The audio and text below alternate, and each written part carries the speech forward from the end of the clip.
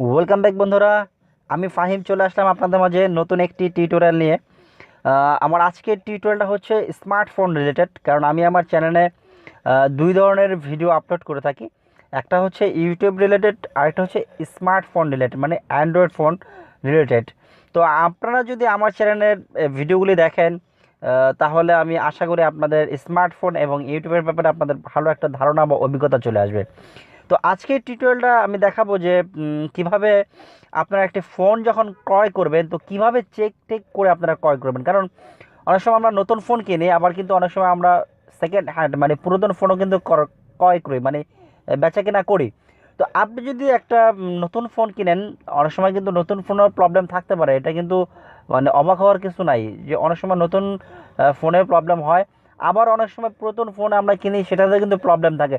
তো আজকে আমি এমন কিছু টিপস আপনাদের সাথে শেয়ার করব। সেই টিপসগুলো যদি আপনি জানেন, তো আপনি যদি নতুন সেট অথবা পুরাতন সেট কেনেন, আপনাকে কেউ আর ঠকাতে পারবে না, বা আপনাকে কোনো প্রবলেম মানে যেই সেটের ভিতরে ডিস্টার্ব আছে সেই সেট আপনাকে কেউ ধরাই দিতে পারবে না। তো কী সেই টিপসগুলো, কীভাবে সেই টিপসগুলো কাজ করে, চলুন তাহলে দেখে আসি।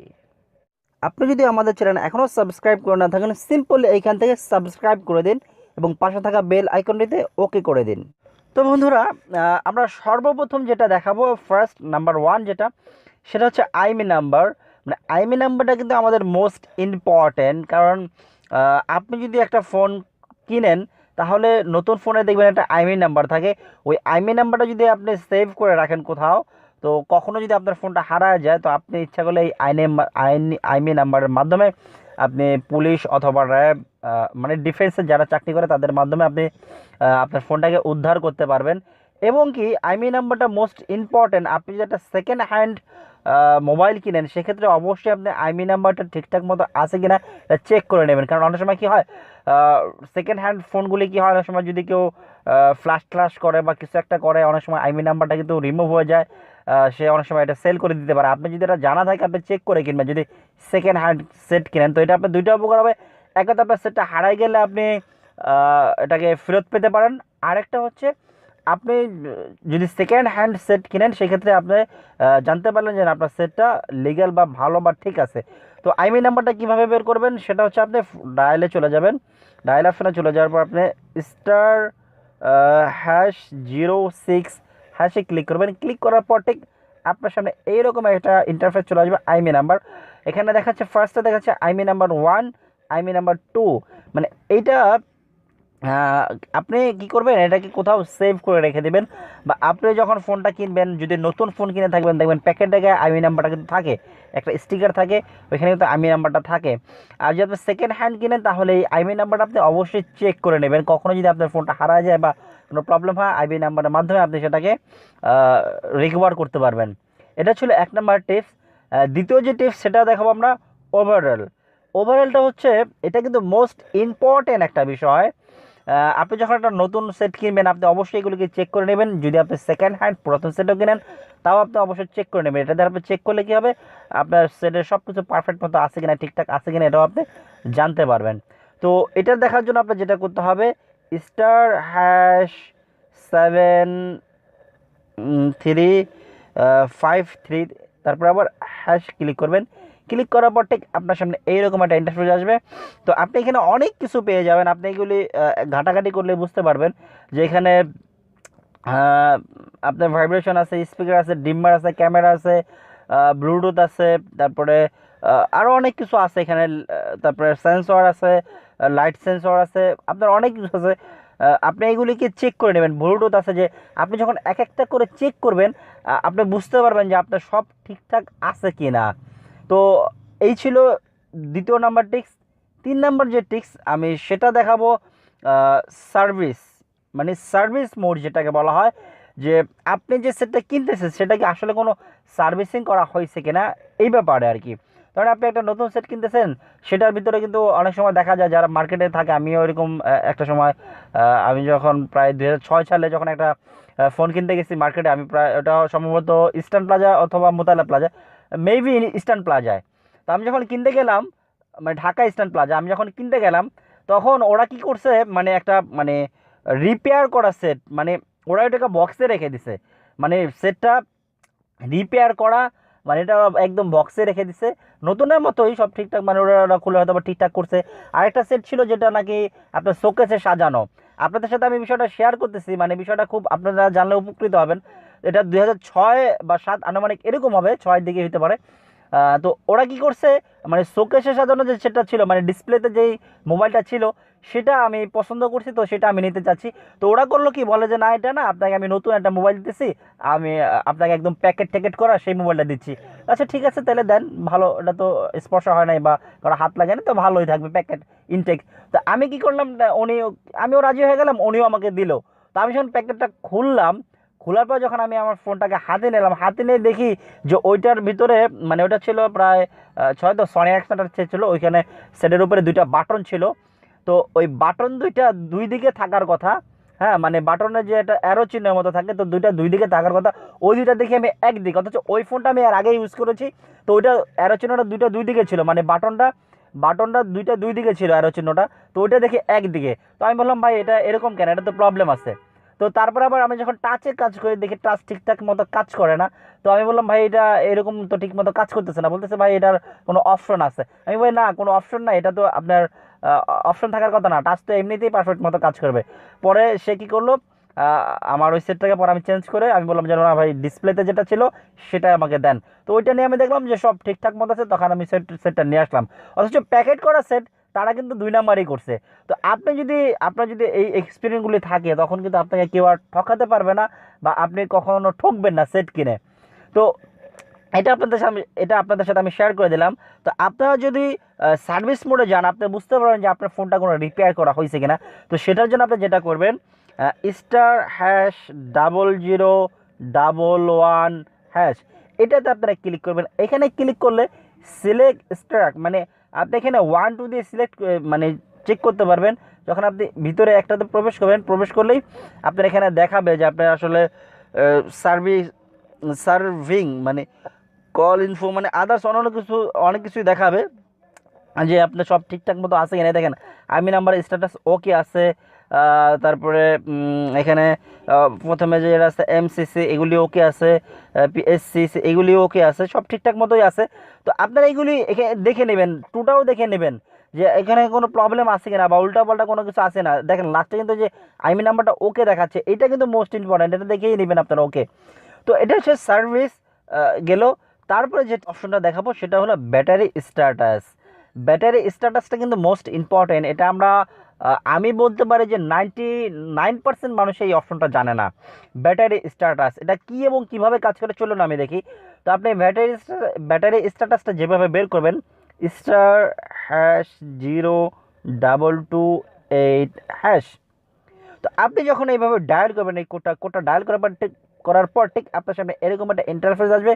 এখানে আপনার ব্যাটারির ভোল্টেজ, এডিসি লেভেল, পার্সেন্টেজ সব দেখাবে।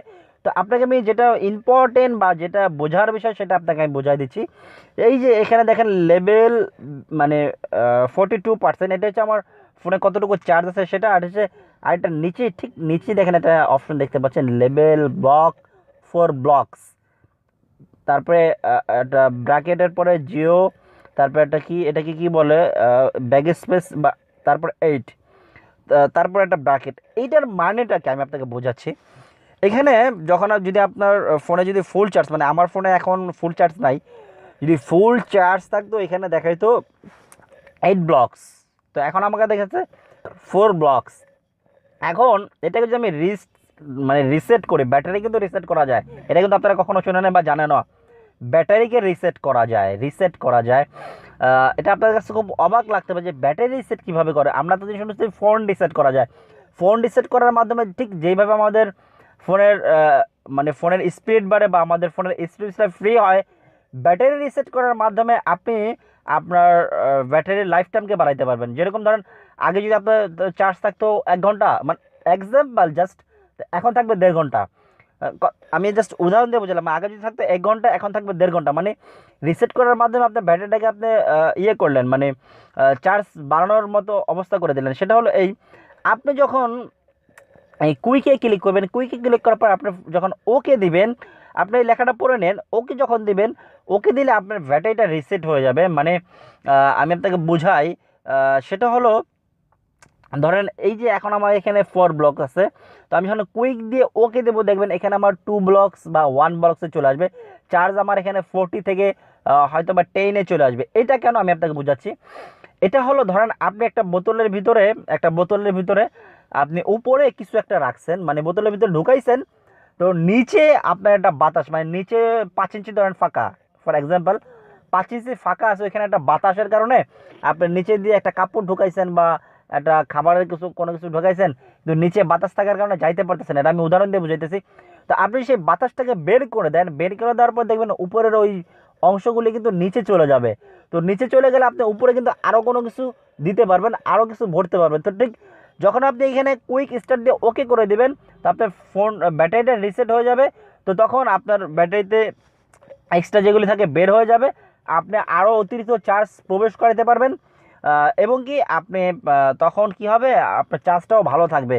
কারণ কি দেখেন, আমি যদি এখন ওকে ক্লিক দিতে যাই, তো আমার রেকর্ডিংটা এখানে স্টপ হয়ে যাবে, যার কারণে আমি দিচ্ছি না।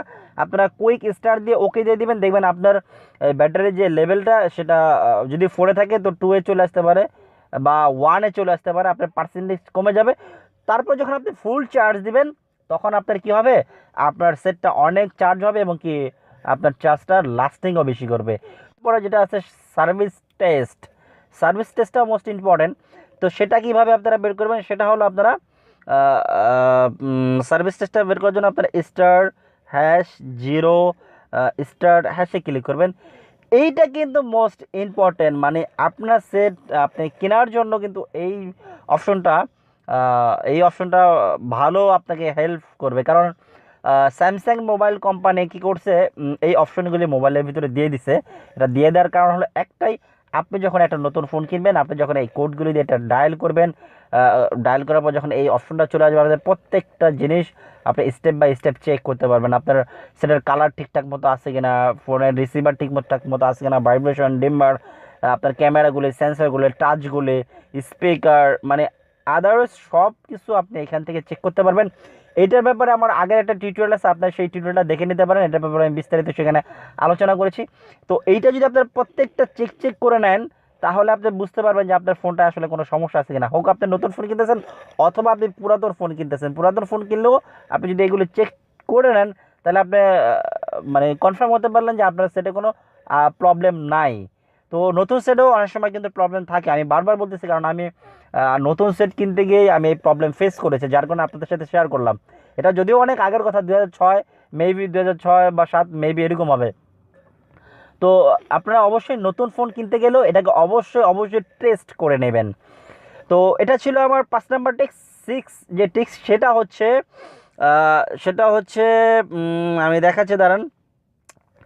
স্টেট ডাম্প, মানে সেটা আমি দেখাইতেছি আপনাদেরকে, জাস্ট একটু ওয়েট করেন।